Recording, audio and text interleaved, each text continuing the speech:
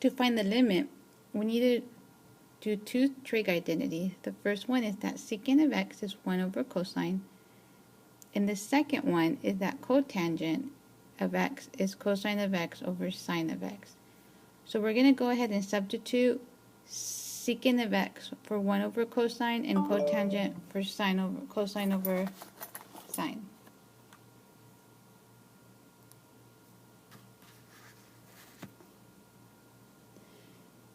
Okay, so instead of writing secant of 2x, I'm going to write 1 over cosine of 2x.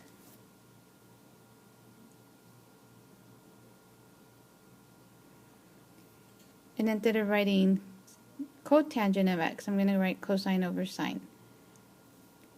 So since when I substitute pi over 3 into x, that's not going to give me a 0 in the denominator, I'm going to go ahead and substitute.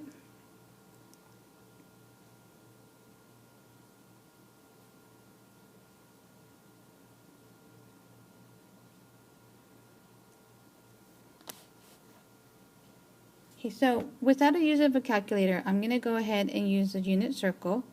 So if I multiply 2 to pi over 3, I get 2 pi over 3.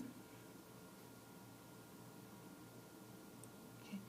So I know what pi over 3 is, which is 60 degrees is 1/2 square root of 3 over 2. So what I'm going to do is I'm going to cut the top part into 6 equal. So I'm going to have 1 out of 6, 2 out of 6, 3 out of 6, 4 out of 6. 5 out of 6, 6 out of 6. And the one that I need, if I reduce, is 2/3 pi. And that is negative 1/2 comma square root of 3 over 2. So I'm going to go ahead and substitute those numbers. So I'm going to have 1 over negative 1/2, because the cosine is your x value. And cosine of pi over 3 is 1/2. And sine of pi over 3, which is your y value, is the square root of 3 over 2. So 1 over negative 1/2, I can rewrite that the reciprocal, which will be negative 2/2.